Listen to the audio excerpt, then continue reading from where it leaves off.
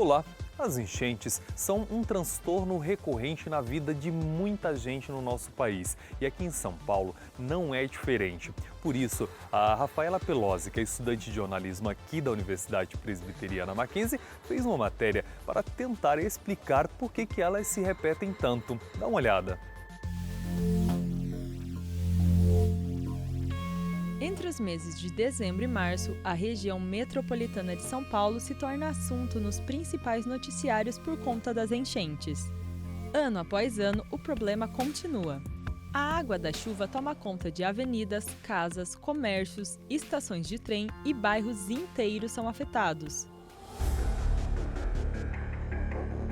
As chuvas fazem parte da natureza. Porém, as interferências humanas, que vão desde descarte de lixo irregular nas ruas e ocupação desenfreada do espaço urbano até a pavimentação de grande parte do solo, intensificam os efeitos da chuva, com desabamentos, alagamentos e outras tragédias.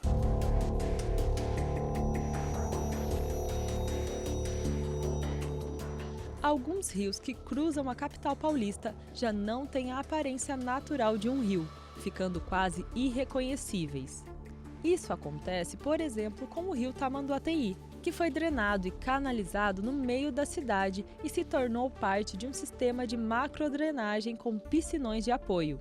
E antes da água chegar nessa tubulação, nos piscinões e no rio em si, ela é escoada por bueiros. A água superficial ela não vem mais direto para o rio, ela não encontra mais uma vegetação de fitodepuração, uma vegetação filtrante. Ela encontra um bueiro. Aí encontrou o bueiro, ela entra na canalização e vai direto para um tubo maior, que seria o rio canalizado. Esse rio canalizado não tem mais contato com o lençol freático, então ele não enche e esvazia. Ele é uma tubulação, ele é uma macrodrenagem. A cada ano, o poder público enfrenta o problema trazendo mudanças no planejamento urbano da cidade e adotando medidas preventivas de curto e longo prazo para tentar minimizar esse cenário. É o caso da construção de piscinões, por exemplo. O piscinão ele é uma medida de contenção de cheias quando o escoamento superficial é muito grande. Então ele é uma medida paliativa que surge depois que você tem o solo totalmente impermeabilizado. São reservatórios de passagem, reservatórios que vão coletar águas nos pontos mais, vamos dizer assim, críticos do território, para que eles não cheguem, essa água não chegue de repente lá no rio e retorne pela canalização.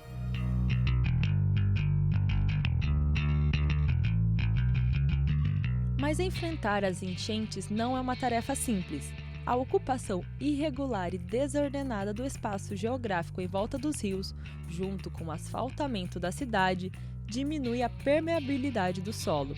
E os sistemas de drenagem, como os bueiros, e os de contenção, como os piscinões, não são suficientes para drenar a água. Com isso, cada rio recebe uma grande quantidade de água que vem da superfície, o que favorece as inundações. Existem planos de macrodrenagem para o escoamento das águas. No entanto, eles são baseados na quantidade de água que você tem para escoar, quanta água você precisa encaminhar até o rio.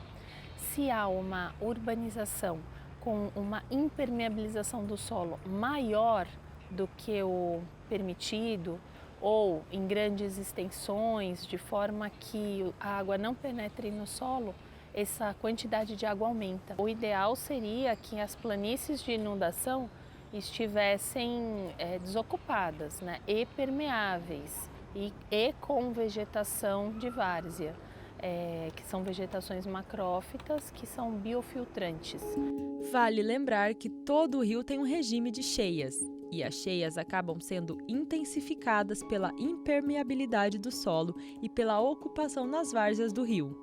Porque se a água não tem por onde escoar naturalmente e penetrar na superfície, ela vai sobrecarregar os bueiros e canais, chegando rapidamente aos rios e provocando as enchentes. A chave de nós não termos mais inundações é controlar a impermeabilização. É a lei de uso e ocupação do solo que deve controlar as taxas de permeabilidade do solo em áreas onde esse solo é arenoso e essa terra tem condições de absorver a água e levar até o lençol freático. Para ficar claro, quando falamos em permeabilidade do solo, ocupação urbana e piscinões, é bom fazer uma comparação entre os rios Pacaembu, próximo à região central de São Paulo, e Aricanduva, localizado na região leste.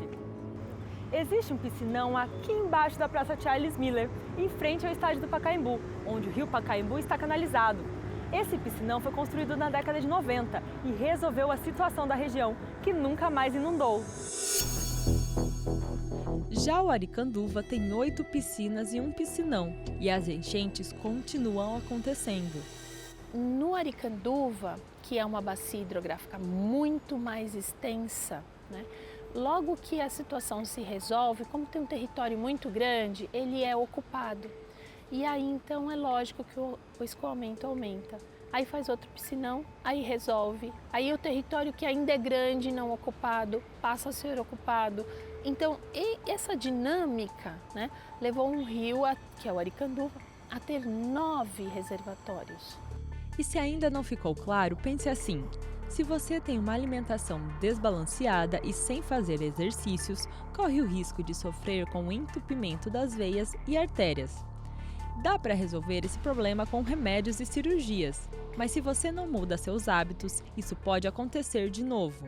Em uma cidade como São Paulo, totalmente asfaltada, a manutenção de praças e jardins que absorvam água superficial é essencial para a manutenção de um ciclo hidrológico equilibrado.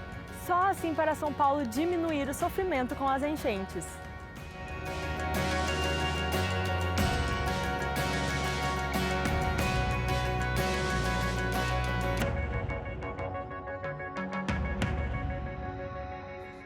Para quem tem filhos em idade escolar, a educação é uma preocupação constante. Por isso, aqui no Mackenzie, tanto na universidade quanto no colégio, há um cuidado em especial em estar sempre presente em eventos relacionados a esse tema.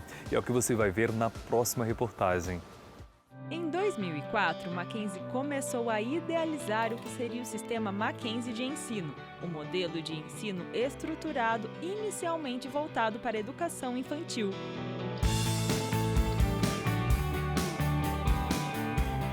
Ao longo dos anos, a linha foi crescendo e se ampliando com materiais para o ensino fundamental e médio e com um diferencial desde o ensino, a confessionalidade no projeto pedagógico para a formação integral do aluno. O Instituto Presbiteriano Mackenzie hoje possui 2 linhas de materiais de ensino. O sistema Mackenzie de ensino, que é utilizado por mais de 250 escolas no Brasil e também por algumas instituições estrangeiras. E o Mackenzie Educacional, mais recente, que conta com cerca de 35 escolas parceiras. Nós temos duas coleções, 2 linhas de material. Um material que é o sistema Mackenzie de ensino, que é um material estritamente, vamos supor, explicitamente confessional, que ele traz todos os valores cristãos, valores bíblicos em toda a sua metodologia. E nós temos o Mackenzie Educacional, que é um material que ele não é explicitamente confessional, mas ele é um material que traz os valores e princípios universais. Então acho que o nosso maior diferencial é a nossa proposta pedagógica e a formação integral do aluno.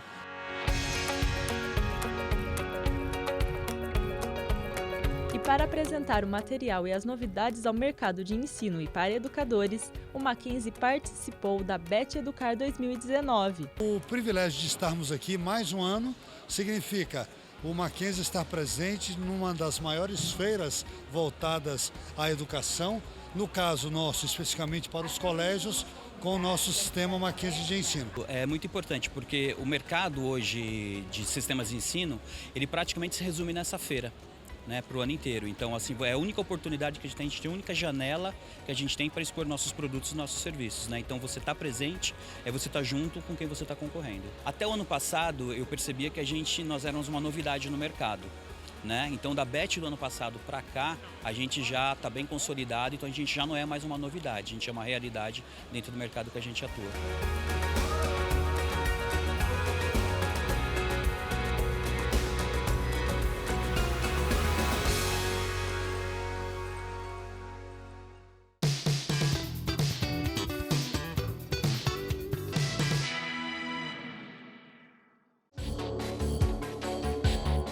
As correrias da vida moderna e a pressão no trabalho são coisas que deixam o cotidiano de muitos adultos muito conturbado.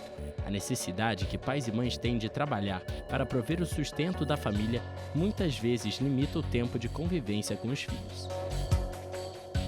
Essa realidade faz parte do dia a dia de muitos pais e mães por todo o Brasil e tem feito com que parte da tarefa de educar as crianças seja repassada para as escolas, uma vez que os familiares acabam sem tempo para ficar em casa com os filhos. A gente tem hoje uma percepção diferente da escola, uma percepção diferente da família e com isso os paradigmas foram mudando também. E foi pensando nisso que a Universidade Presbiteriana Mackenzie, em parceria com a Subseção Santana da Ordem dos Advogados, a OAB, realizou o seminário A Arte de Educar, nas entrelinhas dos direitos de família e educacional. O foco do evento foi discutir as questões do direito de família e educação familiar. De acordo com o filósofo educador Mário Sérgio Cortella, a educação é a formação de uma pessoa e deve vir principalmente da família. A tarefa da escola é escolarizar. Isso é apenas uma parte da educação. A escola deve apenas ajudar a família na educação dos filhos. Então, se a gente começar a fazer mais palestras, mais eventos como este, que a OAB Santana promoveu, dizendo da importância da comunicação, dessa arte de comunicar, porque é uma arte difícil mesmo, acho que a gente vai avançar e a escola e a família vão poder andar de braços dados. Outro assunto abordado foi a Lei da Palmada. Os especialistas em direito de família levantaram pontos referentes aos diferentes tipos de agressão que ocorrem, desde violência física a castigos psicológicos. Com a evolução da sociedade, nós verificamos que o castigo físico, psicológico, ele não é a forma adequada de educar os filhos na sua formação.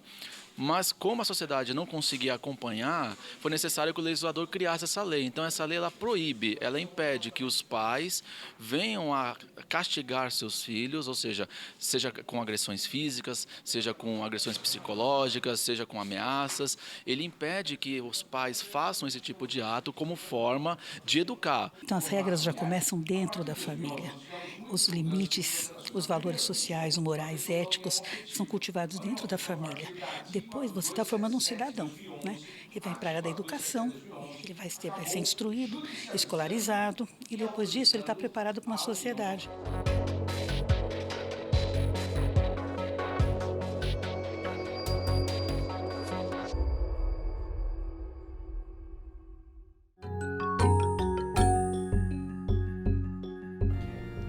Você com certeza já foi a algum casamento e viu a cena em que os noivos colocam as alianças nas mãos.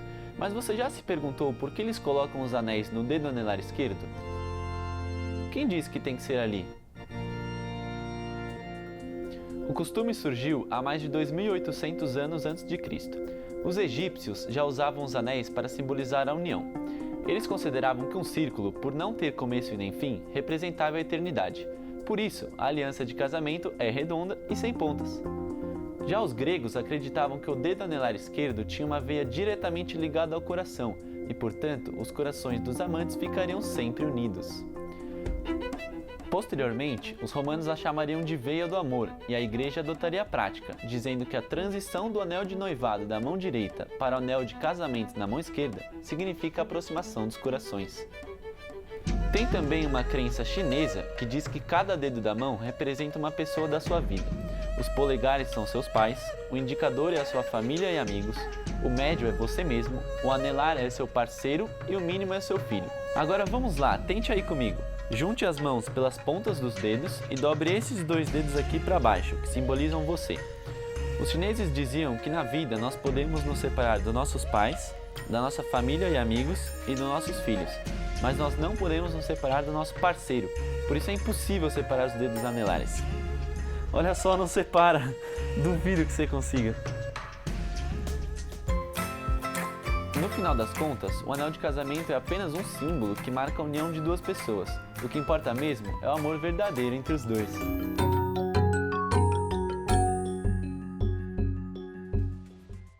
E aí, curtiu as matérias? Nosso programa fica por aqui, mas você pode acessar o nosso site mackenzie.br e ficar ligado em cursos, atividades, projetos. Eu vejo vocês na próxima edição. Até lá!